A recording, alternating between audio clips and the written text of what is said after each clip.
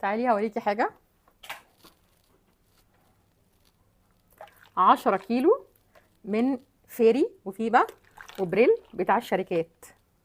ده مختلف تماما عن اللي حضرتك بتروحي تشتريه من محلات المنظفات ب5 جنيه، ولا جوده ولا ريحه ولا اي حاجه، بترمي فلوسك على الارض، حاجه كده بتمشي الغرض. لكن احنا النهارده عاملين صابون سائل الشركات بجوده عاليه جدا. بصي الشفافيه، بصي ايديا باينه ازاي. تعالي هوريكي حاجه تاني. برسيل جل الشركات، عايزه اوريكي برضو الشفافيه بتاعته. انا برضو حطاله ريحه اريال. بصي الشفافيه. هنعمل النهارده 10 كيلو من برسيل جل الشركات، وهقول لكم لو الغساله اوتوماتيك هنعمل ايه. وهنعمل 10 كيلو من الفيبا والفيري. النهارده عملته بقى مختلف، شفاف. كل مره بعمله اخضر اصفر، النهارده عملته بالمصدف. ويلا بينا نشوف عملنا ال20 كيلو دول ازاي، ونقول بسم الله الرحمن الرحيم. اول حاجه معايا 16 لتر من الميه، وبدل ما استخدم ميه مفلتره هنزل ب10 جرام من الإيديتا. اتكلمنا قبل كده عن الإيديتا وقلنا ان هي تعتبر منقي حلو قوي للميه. مش بس كده، دي كمان بتعمل كمعزز للرغوه. الإيديتا بتنقي الميه من الاملاح والكالسيوم والمغنيسيوم والحاجات اللي بتكون فيها. علشان كده الصح ان انا بعد ما اخلطها بالميه يعني اسيبها من ربع ساعه لنص ساعه علشان تبدا ان هي تتفاعل مع الميه. لو الإيديتا مش متوفره عندك، هي مش مكون اساسي معانا لا في الصابون ولا في البرسيل. دلوقتي معايا 250 جرام من التكسابون. التكسابون اتكلمنا عنه قبل كده وقلنا ان هو ماده رغويه وماده اساسيه في صناعه الرغوه. الصح بتاع اذابه التكسابون، لان هو ما بيدوبش في الميه بسهوله، ان احنا ننقعه في الميه او نحطه في الميه ونركنه من بالليل للصبح، او على الاقل قبل ما نشتغل ب6 ساعات. ولكن علشان انا عايزه اشتغل دلوقتي فجبت 200 جرام من الملح. يستحسن طبعا الملح اللي اشتغل بيه يكون ملح خشن، ولكن انا جبت 200 جرام من الملح بتاع الطعام العادي ونزلت على التكسابون وهقلب كويس جدا جدا لحد ما يبقى عامل زي الجل او يبدا ان هو يفك معايا. لما حسيت هنا ان هو تقيل قوي على ايديا رحت حاطه لتر من الميه. خدوا بالكم ان كميه الميه دي كلها محسوبه من ال20 كيلو اللي انا هشتغل بيهم النهارده. نزلت بلتر ميه على ال 250 جرام من التكسابون وعليهم 200 جرام من الملح. على فكره لو احتجت ملح تاني انا ممكن احطه، لكن انا حاليا هكتفي ب 200 جرام. وركنتهم نص ساعه لحد ما يتفاعلوا مع بعض. طيب دلوقتي معايا 50 جرام من التايلوز. اتكلمنا قبل كده عن التايلوز وقلنا ان هو بيدخل في صناعه اجود انواع الشاور والهاند سوب، ويعتبر الوظيفه الاساسيه بتاعته رافع قوام او المسؤول عن اللزوجه اللي بتكون موجوده في الصابون او البرسيل جل. التايلوز ما بننزلش بيه مره واحده، لان لو نزلنا بيه مره واحده هيكلكع معانا، فبننزل بيه شويه صغيرين ونقلب وشويه صغيرين ونقلب. عايزه اقول لكم كمان ان التايلوز بيعمل عمليه تغليف حلو قوي للرغوه. عارفين الرغوه اللي هي بتظهر وبتختفي في ساعتها؟ لا، التايلوز بيعمل زي عمليه بوستر كده للرغوه. وكمان مهم قوي قوي في تنظيف الملابس، وبيعمل على اعاده تشتيت الاوساخ والبقع اللي موجوده ومنعها من إعادة التكوين مرة تانية. علشان ما حدش يقول لي طب ما هو الملح برضو يعتبر مغلظ أو رافع قوام للصابون. فالتايلوز هنا ليه وظائف كتير أكتر من إن هو مسؤول عن القوام. بعد ما التايلوز داب معايا تماما بنزل ب 30 جرام من ملح الليمون. كان المفروض ان ملح الليمون احطه قبل التايلوز، لان ملح الليمون من الحاجات اللي بتساعد على ان التايلوز يدوب معايا في الميه بسهوله، ولكن للاسف انا اتلخبطت، فبدل ما احط الاول ملح الليمون نسيت خالص وحطيت التايلوز الاول. ولكن بفضل الله هو داب معايا يعني عادي، مفيش اي مشكله. بعد ما دوبت ال 30 جرام بتوع ملح الليمون كويس جدا جدا في الميه، نزلت ب 40 جرام من بيكربونات الصوديوم او كربونات او صودا الخبز. وعلى فكره دايما بقول ان ملح الليمون والكربونات اسمهم توأم التنظيف، حلوين جدا جدا جدا، وانا قلت لكم بستخدم الكربونات في كل انواع المنظفات. لما نزلت بالكربونات وحضراتكم هتلاحظوا ان القوام تقل معايا، فعلا هو هيتقل ومع التقليب هيبدا ان هو يخف تاني. فانت لو لقيتي القوام تقل معاكي ما تقلقيش، الكربوناتو حلو جدا جدا، بيمنع ريحه العرق، بينظف، مفيش منه اي خطوره خالص. بعد ما دوبت ملح الليمون والكربوناتو في الميه نزلت دلوقتي ب 500 جرام من السلفونيك. السلفونيك مادة أساسية في صناعة المنظفات. حضرتك ممكن تعملي صابون سائل بمكونين 2 بس، الصودا الكاويه والسلفونيك. بس كده، بس كده، مش اكتر من كده. تعادليهم مع بعض. الصابون السائل بيكون على 7 والبرسيل جل بيكون على 8 او 9.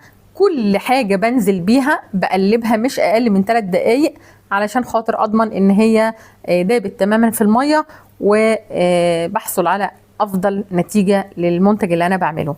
بعد ما دوبت السلفونيك في المية هنزل بالصودا الكاوية بتاعتي. قد ايه صودا كاوية؟ انا النهاردة اشتغلت بصودا قشور، كان معايا 120 جرام من الصودا الكاوية القشور مدوباهم في لتر من المية.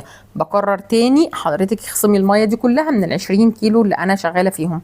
120 جرام من الصودا القشور. لو حضرتك هتشتغلي بصودا سايلة يبقى 240 جرام من الصودا، دوبتهم في لتر من الميه. طبعا انا دلوقتي بعمل برسيل جل، فمحتاجه ان البي اتش بتاعي يظبط على 8. كتير من حضراتكم بيسالني ويقول لي لازم شريط البي اتش. ايوه طبعا، طالما هتشتغلي في المنظفات يبقى لازم يكون عندك شريط البي اتش، علشان خاطر تركيزات المكونات نفسها بتختلف. يعني ممكن تركيز الصودا بيختلف، ممكن تركيز السلفونيك بيختلف. فانا دلوقتي حسيت ان هو يعني على 9، البرسيل جيل بتاعي على 9، فانا حطيت سنه صغيره قوي من السلفونيك. ما تحطيش كتير علشان هتبصي تلاقي نزل قوي، فهتضطري تحطي صودا وهتهدري خامات. فنزلت بسنه صغيره من السلفونيك علشان انزل البي اتش، وزي ما حضراتكم شايفين اهو بقى على 8. طيب لو هو كان تحت ال8 كنت هعمل ايه؟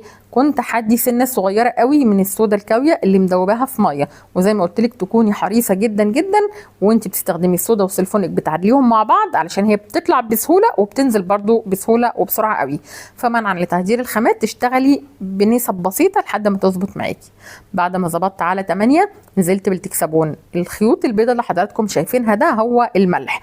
الملح لما مش بيكون دايب كويس اول ما بينزل على الصابون بيعمل الخيوط البيضاء، ولكن في اقل من دقيقتين او 3 دقايق من التقليب بتبصي تلاقي ان الخيوط البيضاء اختفت تماما وداب معايا في الميه.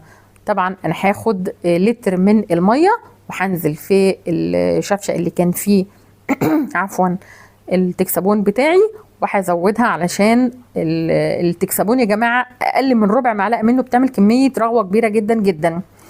فعلشان كده لازم تستفيدي بكل جرام معاكي. بصوا هنا بعد حوالي 4 دقايق من التقليب كان التكسبون بالملح دابوا معايا تماما في الصابون. ما شاء الله يا جماعة على الشفافية والجمال والجودة والروعة. علشان تحصلي على اعلى جودة واعلى نتيجة يا ريت بعد تقليب 3 دقايق او 4 دقايق على الاقل بتسيبي الحاجة اللي انت حطاها تتفاعل وتاخد وقتها وتاخد راحتها، لان في مكونات بتتفاعل مع بعضها، فانت لما تيجي تقيسي البي اتش هتبصي تلاقي النتيجة مش مظبوطة قوي. فانا دلوقتي هسيب المكونات كلها يعني تتفاعل وهركنها حوالي نص ساعة، وزي ما انتم شايفين بدأت الرغوة تبان واللزوجة تعلى والمنتج بدأ يهدى معايا. وهنا هتكون القراية صحيحة وهيكون القوام معايا بدأ ان هو يظبط.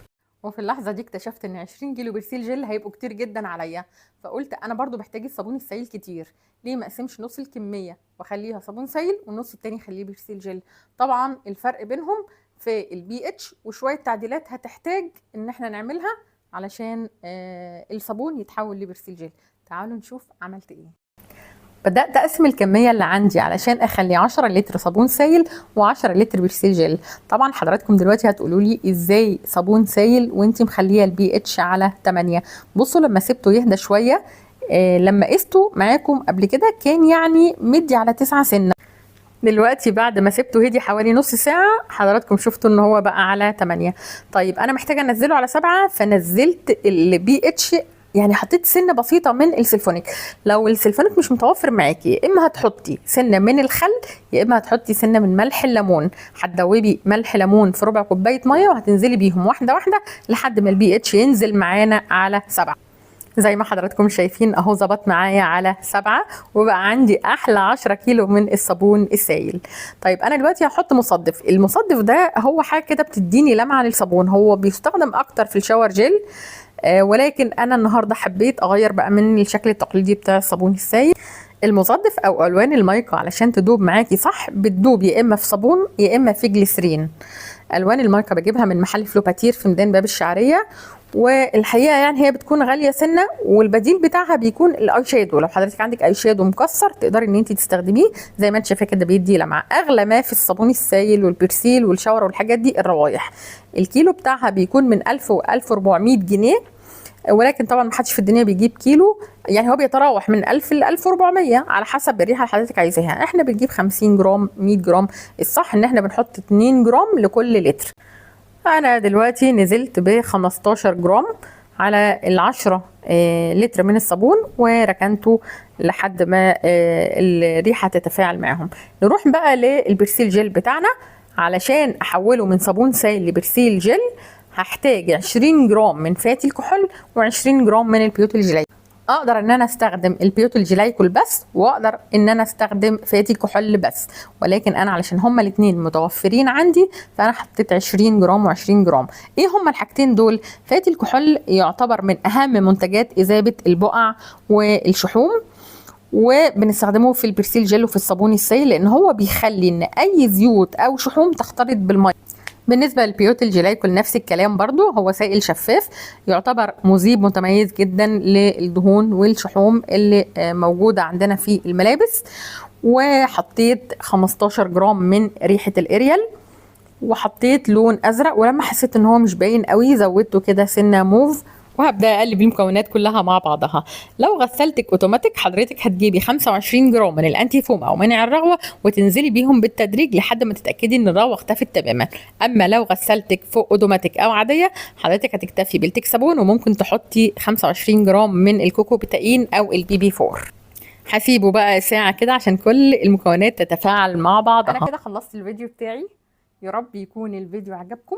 ما تنسوناش بقى لايك واشتراك في القناه، واي حاجه عايزينها اسالوني عليها في اي وقت. وانا والله بعتذر لكم جدا لو في حد كتب لي كومنت وانا ما شفتهوش، ابعته مره واثنين وثلاثه. بكون موجوده اكتر على اليوتيوب اكتر من الفيس. وجربوا يا جماعه وتجرأوا وما تخافوش، وان شاء الله هتعملوه، ومفيش حاجه في المنظفات بتترمي. ما تنسوناش بقى بدعوه حلوه ولايك واشتراك، واشوفكم الفيديو اللي جاي على خير، والسلام عليكم ورحمه الله وبركاته.